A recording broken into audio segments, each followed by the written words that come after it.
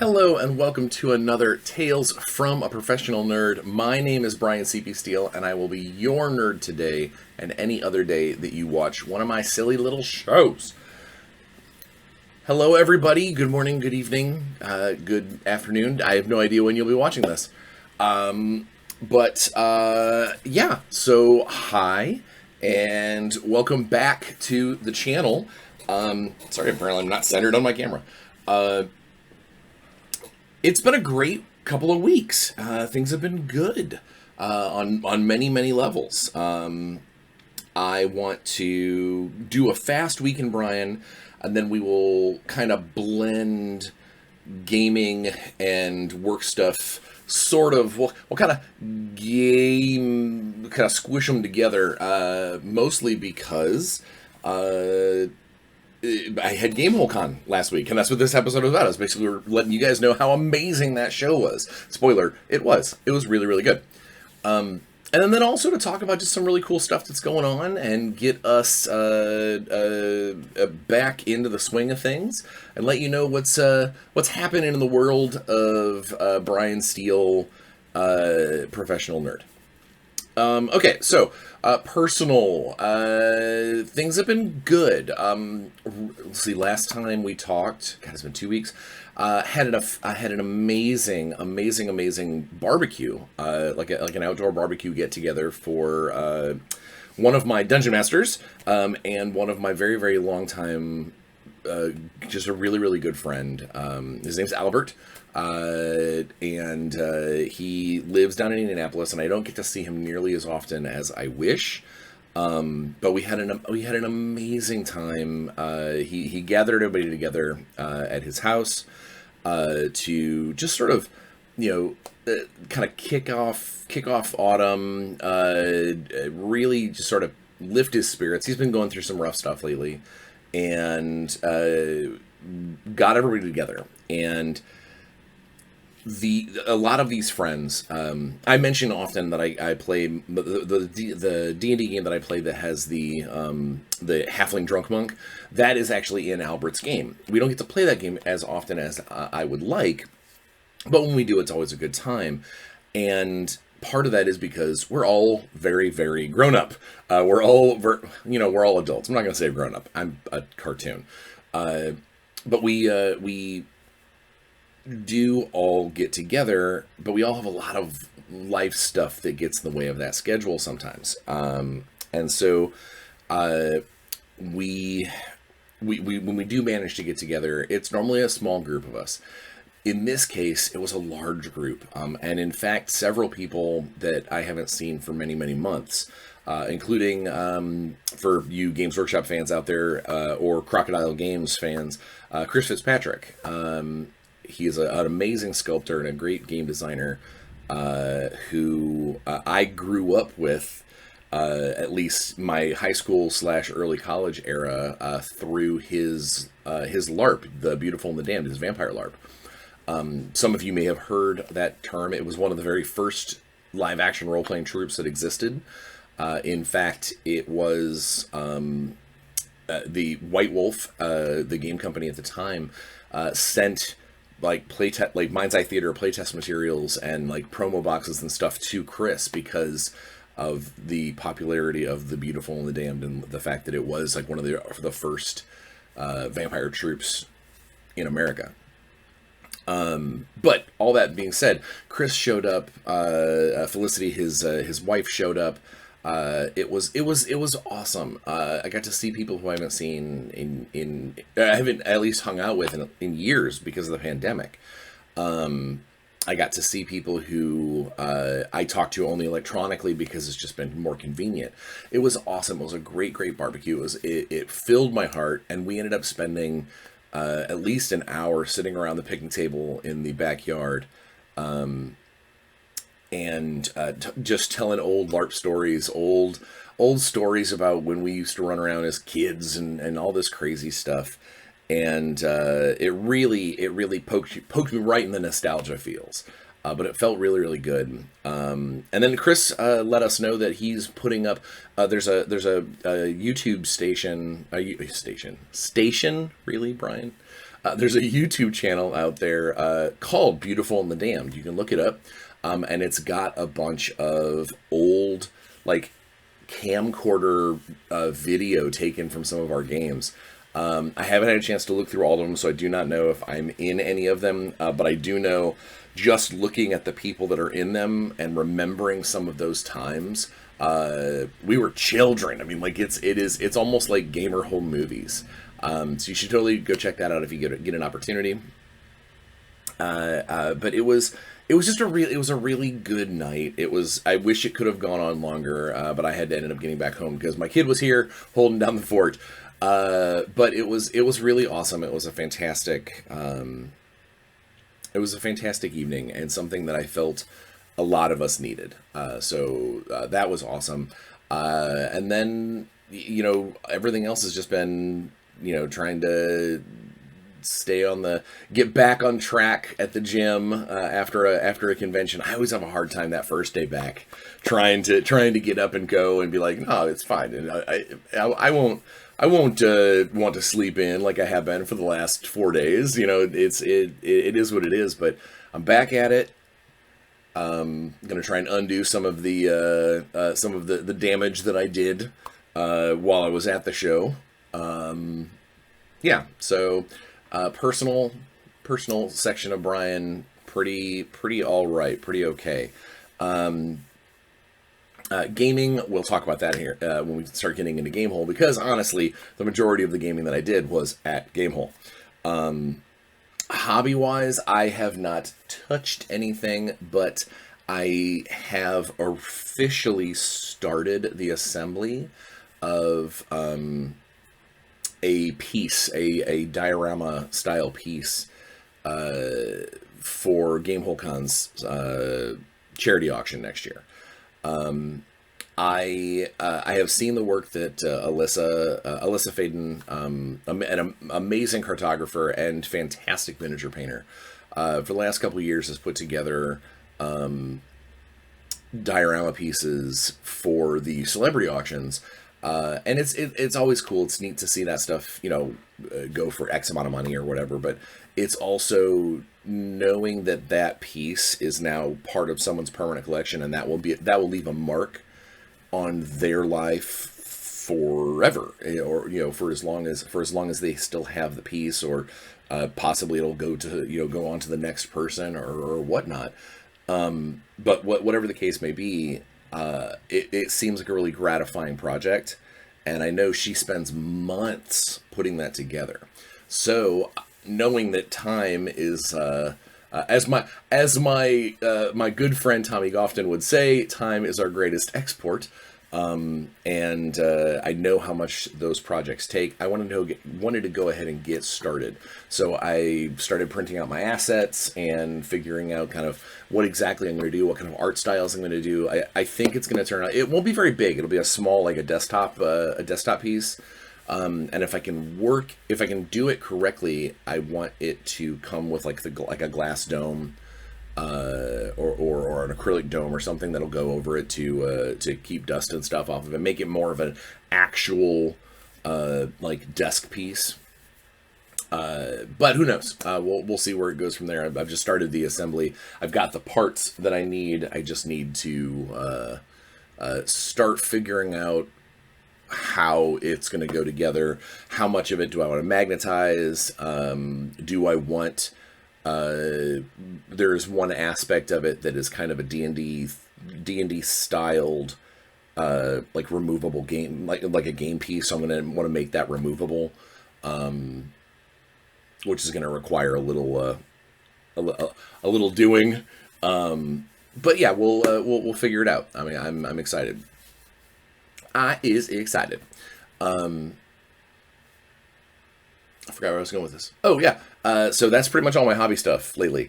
I gave the painted drop core troopers for my Heck Divers 2 session at Gamehole, the special session. I gave those out to all the players. They seemed very happy with them.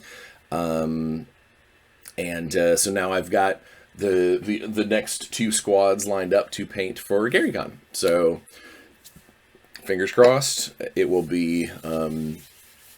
I will have the time to do it. Time is, in fact, our greatest export, and lately my greatest enemy when it comes to the gauge being full. I really wish that I could not sleep ever and just be a robot and stay awake, or an elf that goes into a 4-hour trance. That'd be great. All right, so yeah, let's dive in. I'm gonna do it. It's a mixture of gaming and work because that's really really. It's just gonna lead right into Gamehole Con. Work wise, we just released the final stat cards for all the Kickstarter wave of units for Warzone Eternal. We are getting so freaking close to being ready to ship out. To ship out to backers and retailers. We got in all of the acrylics from Death Ray Designs, so that box has been ticked. The book is headed off to the printer. The stat cards are headed off to the printer, which we have a really good turnaround with that printer, so that will not be a long. It's not like we're getting them printed in China. We're getting everything. Everything is domestic, so it's fast. It's a very fast turnaround. Now basically we just have to wait for the last couple of minis to get pressed, to get those finalized, and then once those are in, me and a whole bunch of folks are going to meet in Michigan to pack boxes and get stuff sent out. The tournament kits are pre-ordering very well.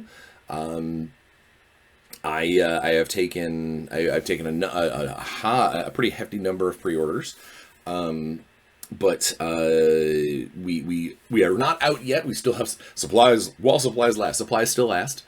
And as far as the tournament kit goes, all I'm doing now is just basically waiting for the layout guy to get done with his pass over the files, to make sure that they all meet Heroic Signatures. The license owner, make sure that it meets all of Heroic Signatures standards, and our format as far as our text format goes. And then once all that's put together, there is nothing stopping me from at least shipping that stuff out. So that's the next thing is just to make sure that all of that gets packaged and sent out as soon as possible. Obviously, for the people who have paid for their pre-orders, I'm still waiting on a couple people to pay for their pre-orders, but for the most part, it's been very, very fast, and people are ready to go, which is awesome. Cannot wait. The work on the Shadowrun novel, the current Shadowrun novel, continues. I'm very excited for this particular book because it allows me to speak in the voice of several characters played by friends of mine, like actually people who we play on the World of Shadows actual play on Six Sides of Gaming. I get to step into those shoes and tell a story about them with their help, with the players' help, of course. I'm not working in a vacuum, because I would never want to presume to do something with a character that is against their concepting. So they'll have final say on all that stuff. But the words are flowing and it makes me happy. It's that is definitely a feel good fiction project that I think that a lot of people are going to enjoy.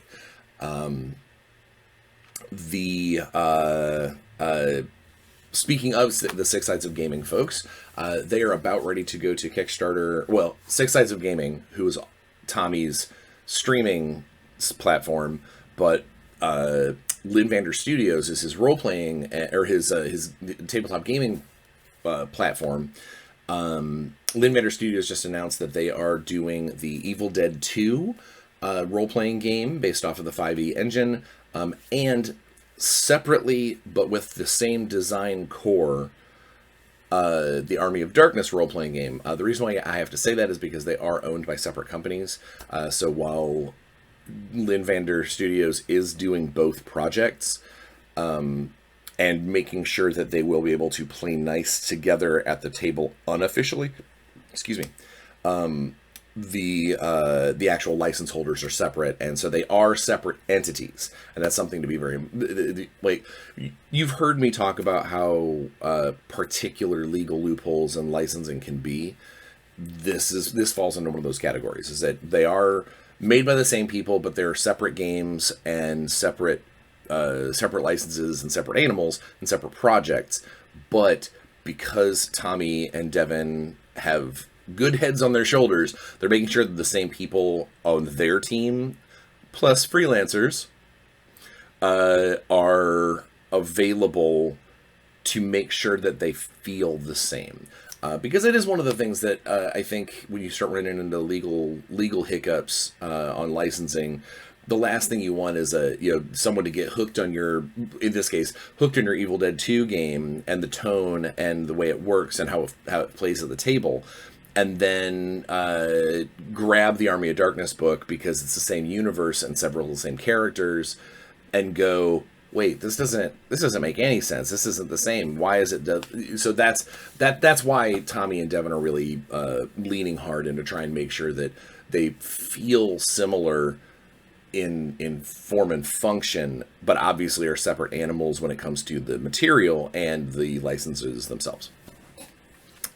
So that's coming around. That's coming down the thing. Right now, I think we're in the last couple of days when this video goes live. We're in the last couple of days of Wrath of the Sea Lich, which was announced. It's at Kickstarter from Gaxworks, Luke Gygax's company, for the Shadow Dark role-playing game. It is an adventure supplement with some gaming supplements as well.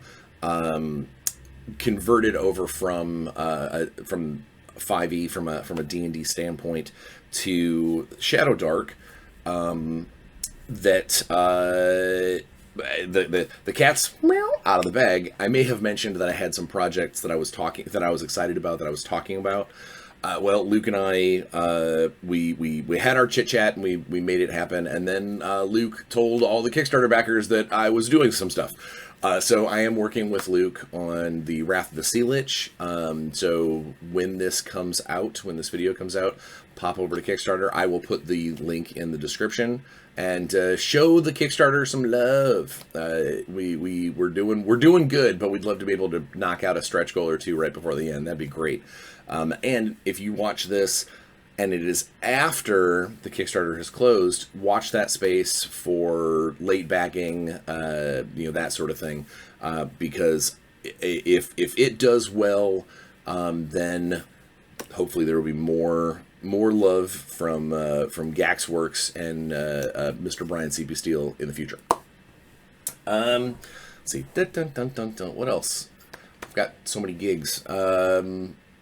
My Evil Genius stuff, which this leads perfectly into Gamehole, because I did run some of my Intergalactic Heroes games at Gamehole. So Evil Genius is going strong, doing great. I believe by the time this video comes out, the adventure that attaches to Project Gorgon, which is kind of a predecessor of the Everyday Arcana rule set. I believe our PDF for that, our PDF for Project Gorgon is already out, but the first adventure that is set in that kind of mythos, I believe, should be, barring anything weird, by the time this video comes out, it should be ready to purchase and download, or at least available to our Patreon subscribers. Things at Evil Genius are going great. The organized play adventures are, we've got the last couple of them from season 1 heading up into the downloads section of our website soon. The couple more like fancy art assets we're trying to finalize. I'm personally working on a fantastic adventure based on the Holiday Heroes, basically a Christmas-themed Everyday Heroes kind of adventure pack supplement that I think people are going to absolutely adore. Not only are the rules good, like legitimately, I looked at some of these critters or some of these origins and the class and went, this would be fun to play. But which I didn't actually build. I helped Sig envision them, but then Sig did all the rules, and he did, chef's kiss. He knocked it out of the park. And then I'm writing an adventure that uses those rules and some pre-generated characters that use those rules. Although I would really love to hear stories of people's regular everyday heroes characters being called in to do this Christmas-themed adventure. But that's coming along, and by the time this video comes out, I should have the first draft complete, and hopefully not a lot of changes in editing. But overall, super excited for some of the stuff that's coming out, and then we get to Intergalactic Heroes. Intergalactic Heroes is doing great. We have some more playtest sessions this week, including the one literally a few hours after I record this video. I get to run my team, my fellow evil geniuses. Basically, it's the staff game. We play for a couple hours every other week, and I get to reveal a fun alien species to them, and hope that they enjoy it, because I do know that my boss over there, I know Dave, is a big fan of what this species is drawing homage to, or drawing homage from.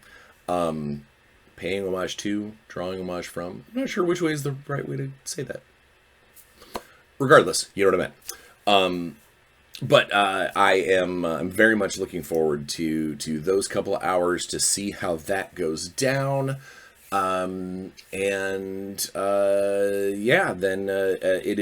it's all engines full on trying to get the player's guide done.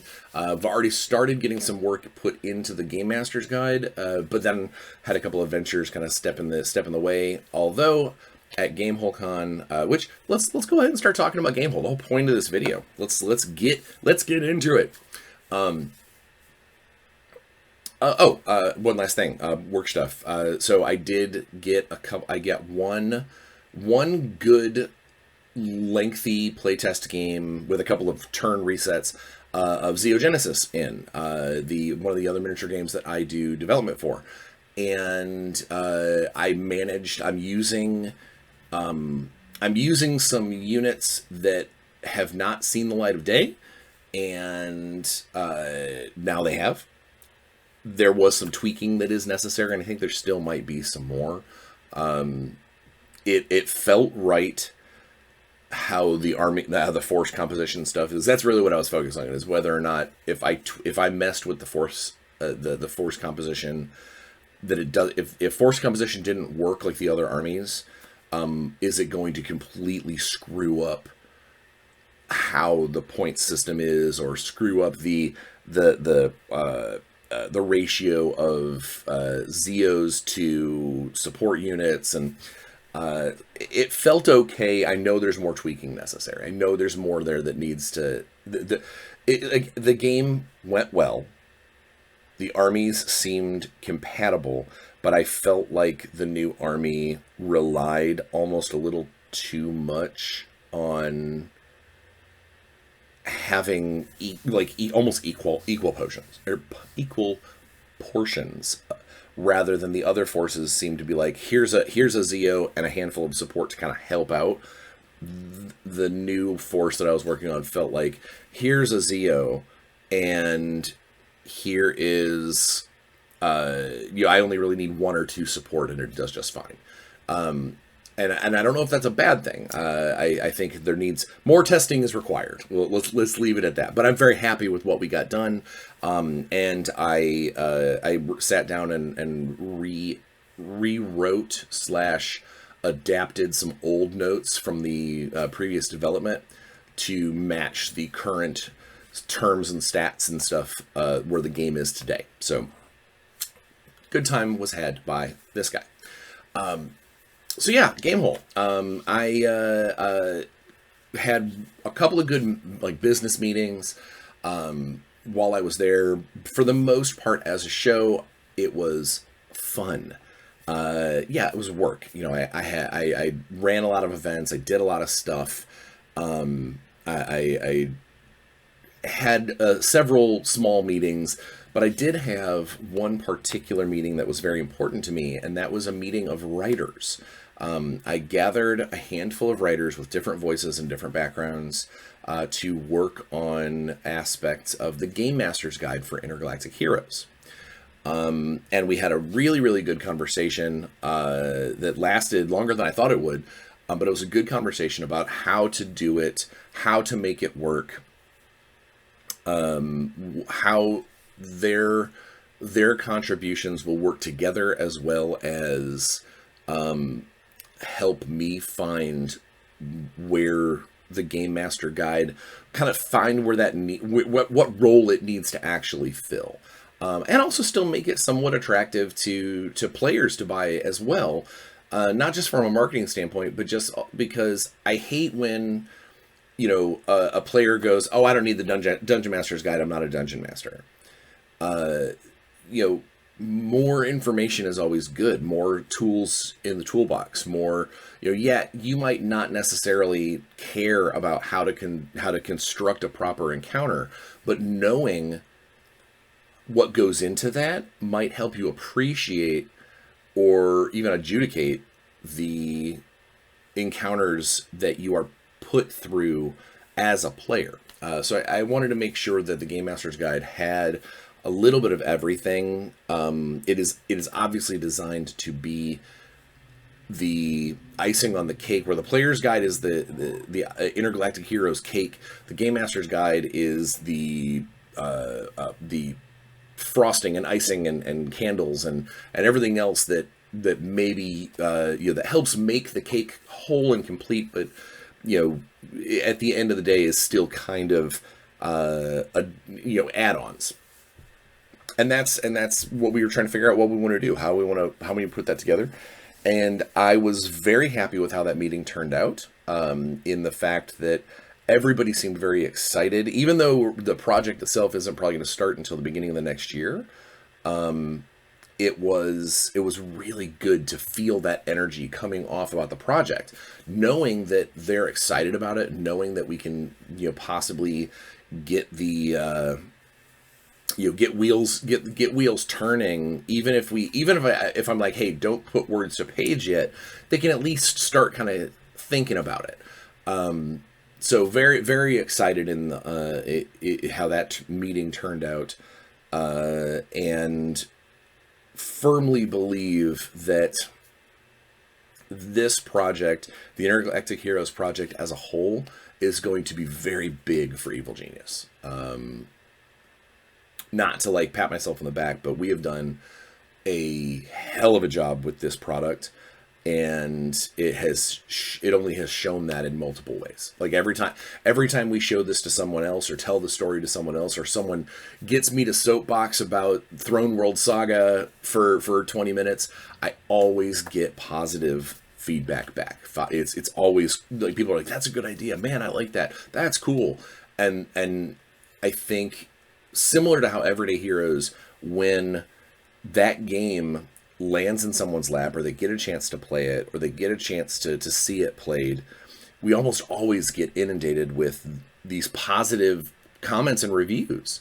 And I can't wait for that to be the same way with Intergalactic Heroes. So yeah, let's talk about Gamehole. So first off, we got there on Wednesday.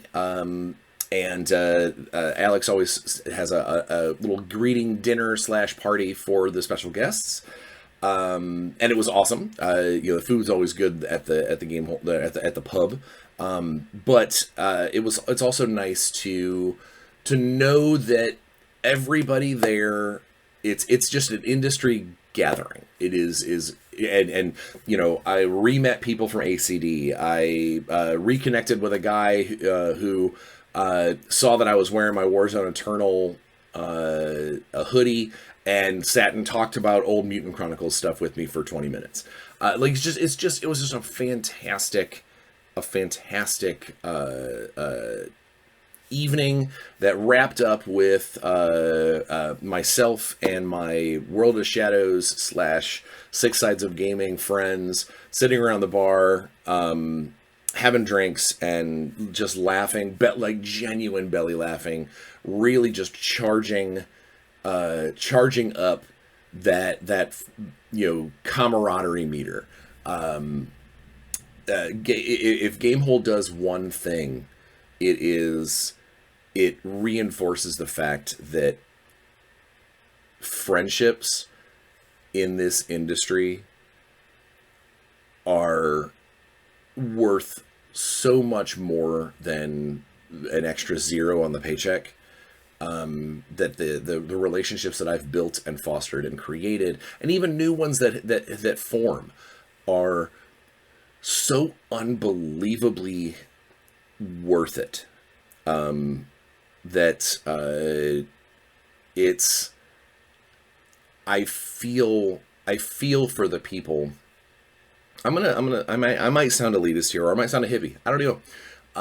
But I feel for the people who go to these shows who are just work, and their eyes are on the prize, or the people who I hate to be like this, but the fake people, the people that are out there just making deals and making relationships because it's good for business. Screw that noise.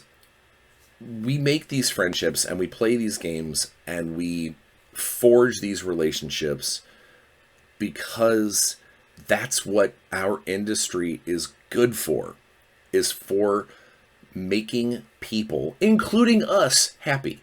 And Gamehole does that. It does that in spades. I don't think I can say, I don't think I know anyone who has walked away from Gamehole and said they had a negative experience. They might have had, maybe hiccup moments, oh, I didn't get into this event, or oh, I lost the auction bid, or whatever. But collectively, unlike so many other shows where someone will be like, oh yeah, I couldn't get into any of the events I wanted because it all went to super crazy platinum diamond members. Okay. Or there were so many people in the building, I couldn't breathe. Like there's always, I've seen other shows. There's always little hiccups, little problems, and I never hear that about Gamehole. And I don't know if that's just because Alex runs a tight ship, or if because it's smaller show. It's like, I want to say it's like 6,000 or 7,000 people attendance. And that's a give or take. I don't know those numbers for certain. But it's just an amazing time of people celebrating their role as gamers, and their role in gaming, whether it's industry or otherwise. And I felt that coming out of that Wednesday. I felt like $1,000,000. I was like, all right, ready to go. And sure enough, Thursday morning, I went ahead and had my first 50th anniversary D&D 5e little splat game. Chris Lindsay wrote an amazing little adventure for 4 players, runs an hour, and it was a great way for players to get a taste for D&D, just have a tiny little bit of fun for the people who have been playing D&D. Like it's not designed to be a super deep, in-depth campaign or a slog of a dungeon crawl. It's a bunch of players that meet up at the funeral of a friend. They say some nice words. They realize that they have to go do a thing, and then they go do the thing. And somewhere in the middle there's a really cool 3D puzzle that was designed that both of my sessions that I ran the 50th anniversary game, they both figured it out, but they had a good time doing it. It wasn't super frustrating. I didn't have to give too many hints. But one of the things that Alex had made or got created was a Gamehole Con inspiration token, a little poker chip.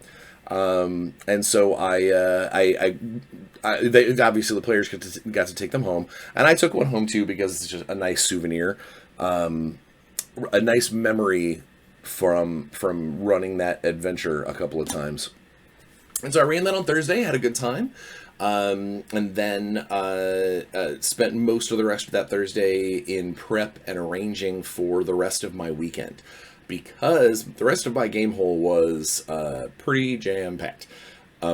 Friday, I ran Intergalactic Heroes. I ran my Heck Divers 2. If you squint real hard, it kind of looks like Starship Troopers game. Full table, completely sold out. Everybody seemed to have a good time. They made it almost up to the climactic. They made it to the climactic big battle, but we had to narrate it out because we ran out of time, which is my fault. And if any of you are watching, I apologize. I fat fingered the event and made it for 3 hours instead of 4. It was supposed to be a 4-hour event. I'll be running the 4-hour version a couple of times at GaryCon in the spring, but the players got a lot done in those 3 hours, and they seemed to have a good time. Even got a few. I know at least one person who watches this show was in that group, so we'll see if there is a comment laid down. They did have they had a good. It was a good team. A couple of them I have played with before. I have DM'd for 2 of them before. And so it's just nice. It was just nice to have a cool moment. Got to see some of the new rules. They definitely got to partake in some of the new Intergalactic Heroes stuff. Even though it wasn't a Throne World Saga game, they got to feel what what kind of stuff the system is capable of. And they seem to walk away happy. Maybe not just because of giving them free stuff, but also because of the adventure itself. I got to run. My days are all going to kind of blend together because it was kind of a blur. Part of it, of course, is at the end of every night, we always end up in the lounge of the hotel. Where it becomes just kind of a general industry party. It's not private, so people can come in and I've signed autographs and stuff there because players might happen to be through. But for the most part, it's kind of a not really an untold secret or like an unspoken secret or anything like that. It's just this is where people gather. And there was people playing Blood on the Clock Tower in one of the side rooms, and lots of people imbibing in just kicking back and having drinks with your friends, some to excess, myself included. But it was it's again, you get to like kind of hang your game your industry hat at the door and just be you, just be a person, be the friend and goofball that you can be. And I got to open up to some people that I've known now for a little while, but they may not know me as well as they thought they did. Had some wonderful moments, some things that I will never forget, and relationships strengthened and bridges made, and just an all around great time. That happens pretty much every night at the end of Gamehole. But that's not what we were talking about. We were talking about game stuff I was doing during game. Like I said, I ran the 50th anniversary thing a couple of times, had a great time both times. One table of that, actually, for having sold 4 tickets, only 2 people showed up. And so it made for a very personal game, like not like, pulling on the heartstrings or anything, but it was just me and this, couple that were playing. And it allowed us to focus a little more on the chit chat and have a little more role playing involved. And it did make the combat scene at the end a little harder for them. but I threw in an extra NPC that was written into the book. I kind of ad-libbed what he could do, but overall they seemed to have a good time, and that's the important thing. My second game had a table of 3, and they did great. I have not seen so many critical hits thrown in such a short amount of time. It was staggering, and a couple of critical hit guiding bolts on a fiend really even the odds quite a bit. It evens the odds very fast. So those were great. The Hickdivers 2 game went over really well. I ran a game of Surviving Strange Hollow, which is a D&D set world, or rather a setting, because it's not really a full world. It's a setting with, you know what it is. You followed the Kickstarter and obviously backed it. But that was a lot of fun. I got to play as my iconic character for a little while, as kind of a guiding NPC. Got to show them some of the weird, cool monsters that we've created for Strange Hollow, and there was a scene that I planted the seed quite literally earlier in the session, the very beginning, when I gave them their 3D printed and painted Grell minis. It's a Strange Hollow critter. So they have something to walk away with. I gave them this token, and that's their inspiration token.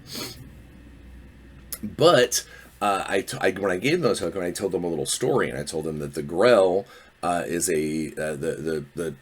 the poem or the statement goes, not every tree has a Grell, but every Grell has a tree. And the rest of the poem goes,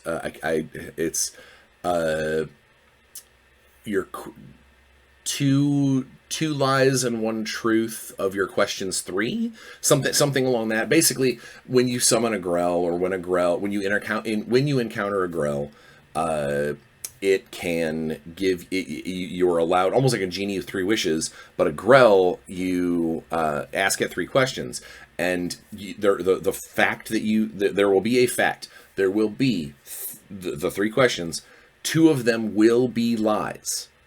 That not maybe, they will be, and then 1 will be the ironclad truth. And I had set that up in an effort to hopefully, there's a scene where they find a Grell stump, and a couple of people decipher some runes and realize it's a summoning spell.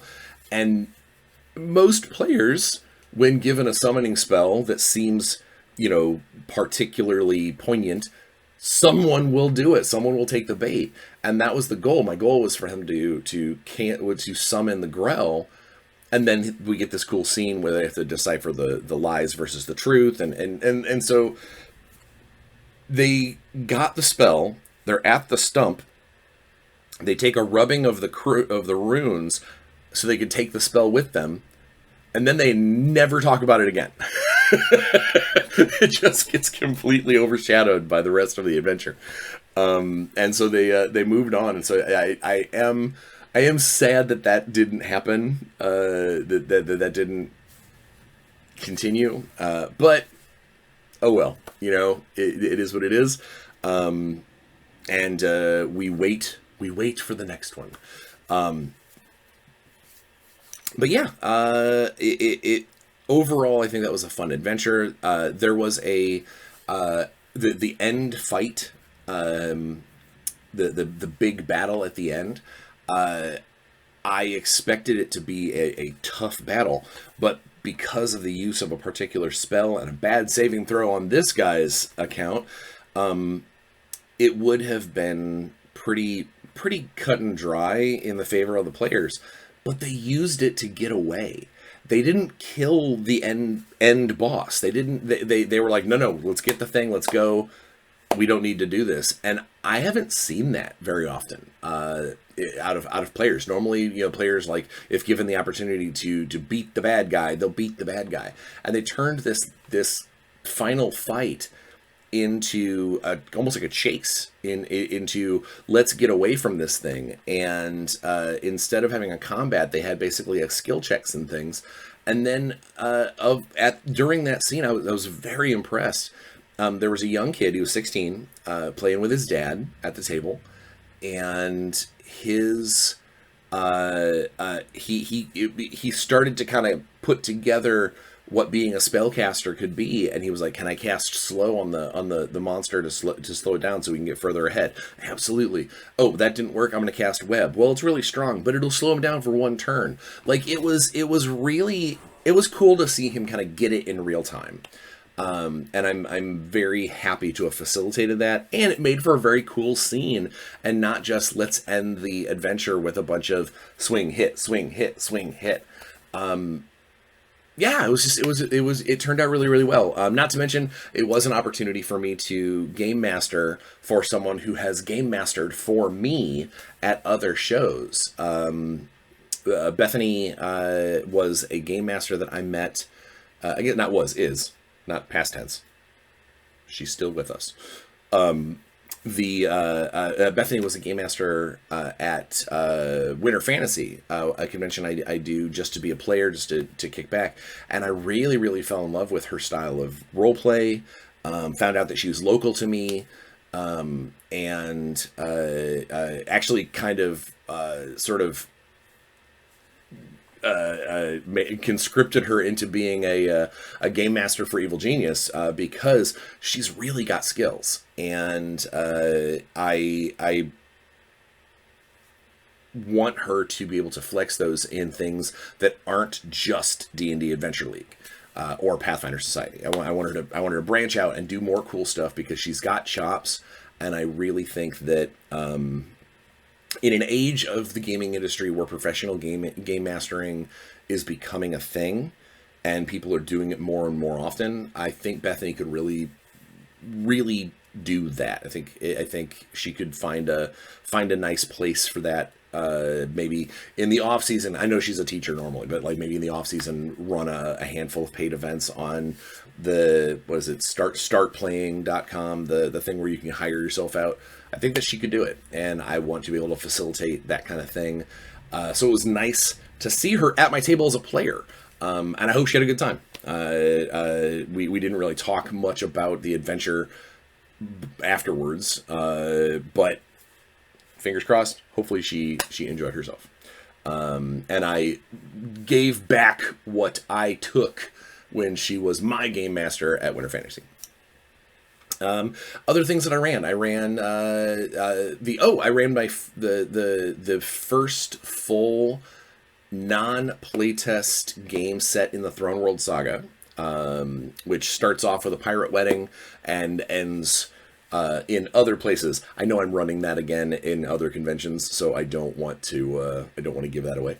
There was a good learning experience there, because I discovered that I need to do real character sheets for that particular adventure, and there were a few tweaks that I guess I forgot to update all of this stuff based off of some things that have happened during playtest of the player's guide. So some of those character sheets had the old, we kind of used the old rules because that's what was on the character sheet, but it did remind me that I need to update some things.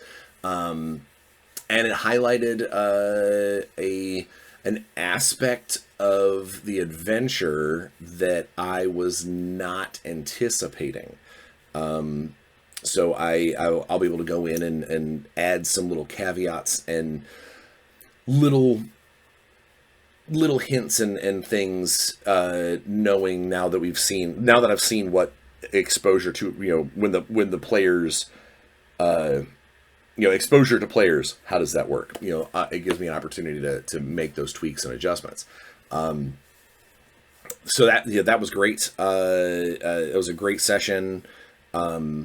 Another session where I ended up having a couple of people that I've GM'd with for before, but also one of my very close friends and colleagues over at Accidental Cyclops, Jason Ward, a guy who I've known for 30 years, sat in and played on the game, and then later on told me that he felt that was his favorite gaming experience while he was at the show. So that meant a lot to me, and knowing that I added to his Gamehole experience personally, as not only a friend but also a colleague, I can't say enough about enough about how good that makes me feel. That's why we do the things we do.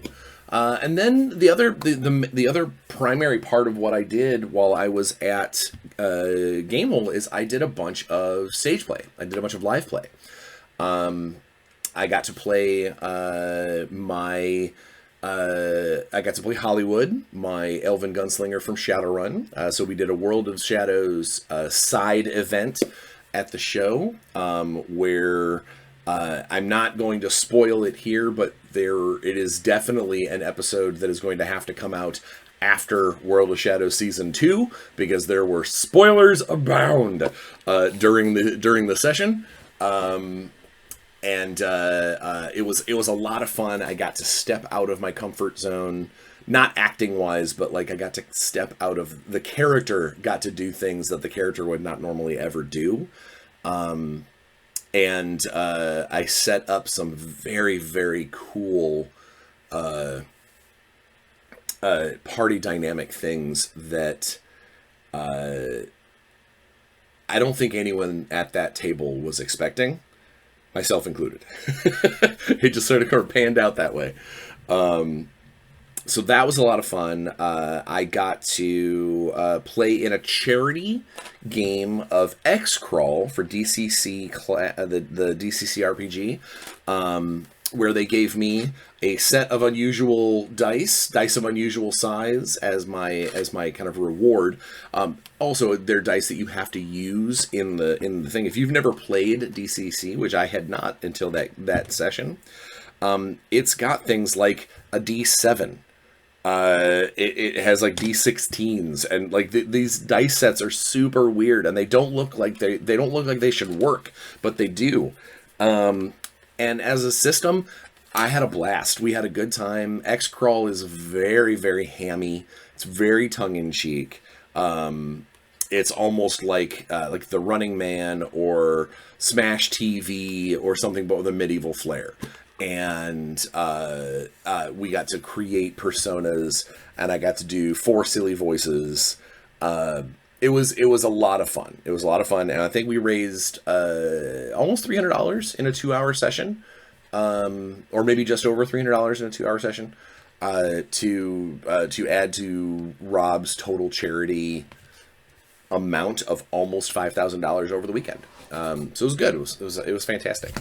And then I had 2 more 6 Sides of Gaming live events that I got to play in. One of which I got to officially join the Legacy of Worlds family. I got to unveil my privateer, Captain Berwick, who appears originally in a 1984... 84 or 85, it might be 86. I don't remember the 89? I don't know, somewhere in the 80s. There was a Spelljammer book. I've got it right here. Now that I'm thinking about it, I can just show you. Maybe. Thought I could. Yeah. It's the Skulls and Crossbones in... When did it come out? 1990. Sorry. So the Nigel Finley's Skull and Crossbones. It has a bunch of it's a bunch of stuff, like kind of like an adventure. You know, it's an adventure, but it's got a lot of really neat like setting backgrounds and stuff. And when Devin said there was a possibility that I would be joining the Legacy of Worlds family, or that there was a possibility, I started looking for iconic characters that I might be able to play. And, you know, looking them up, I found, if I can find him, I found this gentleman right here. Right there. At the time that this was created, the time this was written, he is the away team captain, the away team like party leader. His name is Berwick, or Berwick, depending on the case may be, depending on your accent. And we, Devin and I worked it out, and we elevated him to, we basically had him inherit the ship that they're on from a retired captain in order to build a little more story and a little more background into the character, and update him for now. You know, it's been, 34 years since the character went into print, and it hasn't shown up in anything else. So yes, it's an obscure NPC, but it is the closest thing that I found, in my opinion, to like iconic NPCs for Spelljammer, and I really wanted to do a Spelljammer character, because so many of the other worlds have already been touched on in Legacy. So, got to play as Berwick, as Captain Berwick of the Hammership Barracuda, with the likes of Luke Gygax as Melf the Elf, and Ed Greenwood as Elminster, Tommy Gofton as Low-Holt Linvander, the iconic character from his own world setting. Basically, Keith Baker as Merrick's Titanith, and then Elisa Teague as Elise, a member of the Ravenloft hierarchy. Just collectively, it was so. And then. I'll never get the name right altogether, but his initials, it's like George Ambrosius, Michael Barrington, whatever. It spells out Gambit. But I got to role play with these icons. I've worked with them, but I got to actually be in a session with a character, with these characters. It blew me away, and I know that we will be doing more with Legacy in the future, but Tommy gave me this Foam Brain Games dice tray as now a member of the Legacy of Worlds family, and I'm getting weepy-eyed here because I got to play with these icons, but it is, if 12 or if 15-year-old me would have known that I would be legitimately honest friends with the creators of the Forgotten Realms, with the son of the creator of D&D, with later on with the creator of Eberron, and that I would be, gaming with these people, friends with these people, and now part of an ongoing like live play series with these characters and with these individuals. I would have been blown away. I'm blown away now, and it was a ton of fun, and I can't wait to do it again, whether it's at a convention or if we ever get a chance to record some stuff. I don't know, but whatever the case may be, Captain Berwick will be back. And I hope that I will get to do some non-goofy, some deeper role playing, because stage plays at conventions tend to get a little goofy, especially when you have like 7 people up at that seven strong personalities in one game. I do not envy Devin trying to wrangle all of that. But so I definitely look forward to being able to do more of that in the future. I think that's going to be, it's going to be something. It's going to be a lot of fun, and I look forward. I can't wait to get more actual role play, because in a 2-hour stage game, there's a lot of do the thing, move the stuff, do the thing, make the audience laugh. It was a lot of that. But I'm looking forward to maybe trying to get more condensed actual like play sessions in with some of these folks. Who knows? We'll see what it is. Just getting this and being part of the family makes me it throws me for a loop. And then to end my Gamehole episode slash session slash it ended my Gamehole. It was the last thing we did before Nathan and I drove away. Is I got to play as Nuggle Honey's Bane, my iconic Imarian character from Legacy of Mana. So, I got to play him, and not only was it just a ton of fun, but we were so toward the end of the session. It was a very puzzle heavy session, and if you know anything about Bryan Steele does not do puzzles very much. I am not a fan. If they get very frustrating, I either quit and move on, or I get goofy. Whereas one of those, all right, if I'm not going to have any fun with this, I'm going to have fun entertaining myself by not doing the puzzle. And it was a good mixture of entertaining and watching Elisa go deeply into puzzle mode because that is her forte. And we had a good time. But there was, when that video comes out, I will definitely be spreading it on my socials, because there was a moment where my 5 days of Gamehole exhaustiveness, plus just getting tired of puzzles, it showed the taxation on my brain, where it's a little bit of a spoiler, but there's some letters that we get to try and spell out kind of the password, little anagram sort of thing. And Elisa had to use the letters to make the words, and she did. And I'm looking at the words, and it is quite obvious what they spell. Like, painfully obvious what they spell. And my brain was so tired and so goofy and in Nuggle mode so much that I mispronounced it in my brain and asked, what does that mean? And I just started giggling on stage because I had come to the realization that my brain was broken, and that I had to tell the audience what I was dealing with, and there was a good minute-long laugh break. And it was not intended to be, oh, I'm going to do this for the funnies.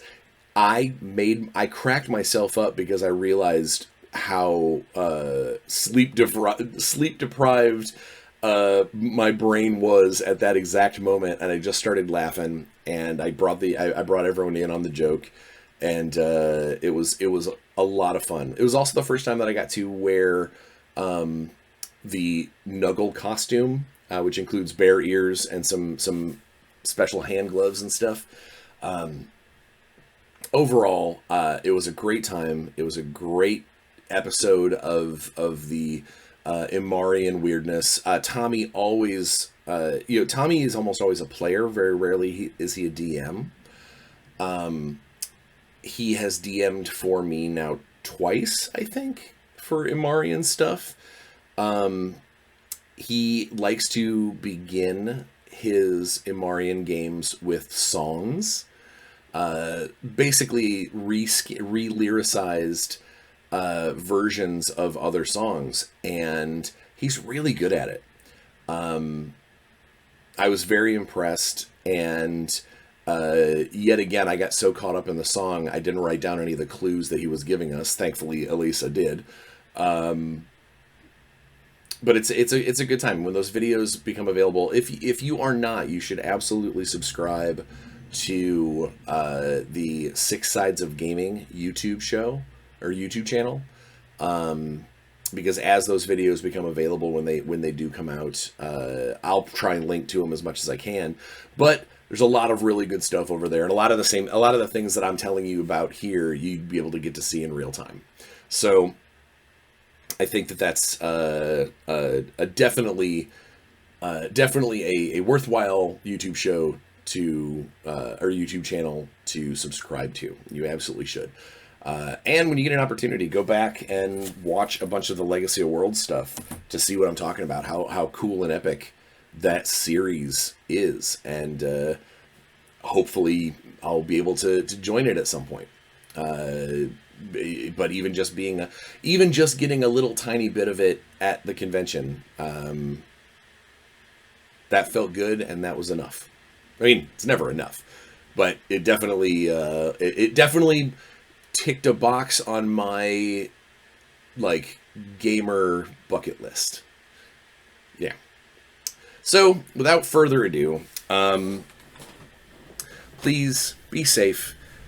Get your shots, wear a mask, wash your hands, don't lick doorknobs. Just try and leave every room a little happier than when you got there, and I think the world would be a better place.